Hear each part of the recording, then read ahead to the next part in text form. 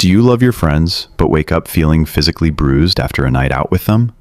You open your eyes the morning after a simple dinner, and your brain feels like it is wading through thick fog. You might even feel a deep, heavy exhaustion in your bones that sleep doesn't seem to fix. If you find yourself needing 3 business days to recover from a 2-hour social event, you are not broken, and you are not a bad friend.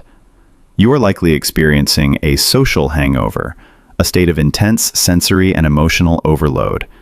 Today, we are diving into why deep thinkers process social data completely differently than the rest of the world, and we'll walk through exactly how to manage your social battery without the guilt.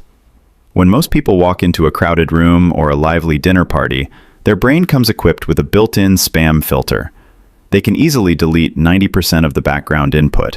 They ignore the clinking glasses, the flickering overhead light, and the 17 different conversations happening around them. But your brain? Your brain is screenshotting absolutely everything, recording, analyzing, and cross-referencing it all. Dr. Elaine Aron's research on highly sensitive people reveals that about 15 to 20% of the population has a nervous system that takes in and processes sensory and emotional information much more deeply than average. You are quite literally doing more neurological work per social interaction than the person sitting right next to you. While everyone else is experiencing the evening in standard definition, you are stuck with an 8K IMAX experience that you never asked for. Let's do a quick recap right here. You don't hate people, and you aren't antisocial. This is strictly a matter of energy management. You are just exhausted from running so many background processes at once. The exhaustion you feel isn't just about the noise in the room, it's about the emotional data.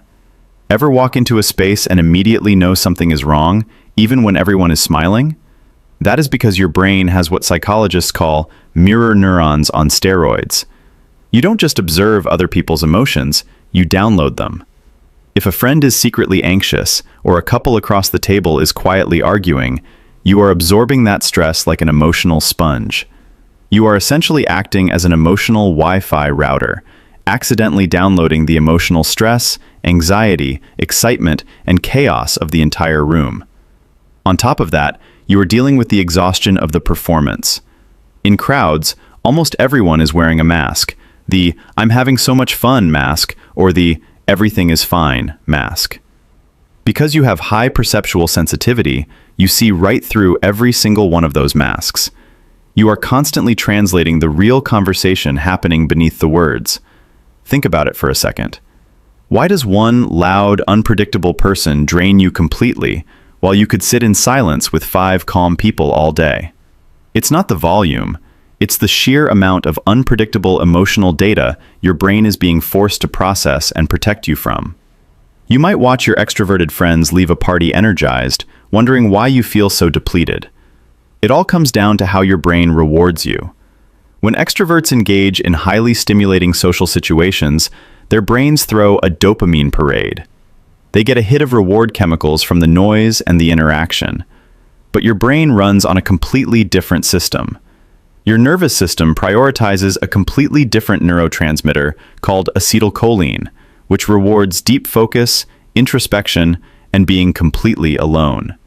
Neuroscientists have discovered that introverted brains actually have thicker gray matter in the prefrontal cortex, the area responsible for complex thinking. You don't need external chaos to feel alive, you need internal space to access your full operating system. When you are sitting quietly in a room doing nothing, you aren't wasting time. You are composing symphonies in your head while everyone else is listening to elevator music. Here's the twist nobody tells you. Small talk doesn't bore you because you're socially awkward. It exhausts you because asking your brain to care about surface-level chat is like asking a philosopher to get excited about discussing the weather. Your nervous system simply craves substance. Because you process the world so deeply, your home cannot just be a place where you sleep. It has to be a recovery center. Psychologists refer to this as optimal arousal theory.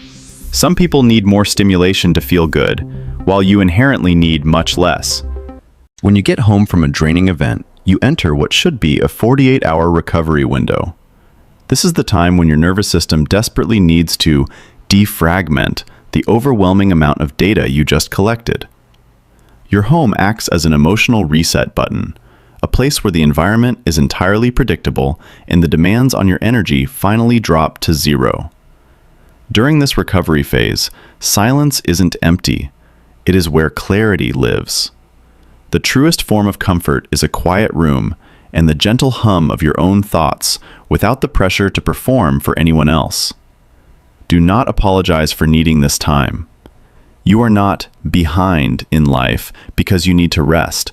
You are just tending to your psychological health the way you would water a plant. Ask yourself right now, when was the last time you let yourself fully unplug and recover without feeling guilty that you weren't doing more? We live in a culture that relentlessly equates being loud and busy with being successful and happy. If you aren't at every event or constantly surrounding yourself with people, society tells you that you are somehow failing. But you understand something profound that most people spend decades avoiding. You know that solitude isn't loneliness. It is where you actually meet yourself. You aren't missing out when you say no to a crowded dinner. You are opting out of a system that was never built for people who think and feel deeply. You are a highly sophisticated emotional processor, a human lie detector who didn't ask for the job. The quietest rooms often hold the loudest truths. Your peace is not isolation, it is liberation. So, the next time someone asks why you don't go out more, just remember that they are asking why you don't drain yourself to fit into spaces that were never designed for a mind like yours. And drop a comment below. Let me know, are you team crowds give me life or team I need 3 business days to recover? Let's find our people down there. Take a deep breath. Enjoy your quiet room today. I'll see you in the next video.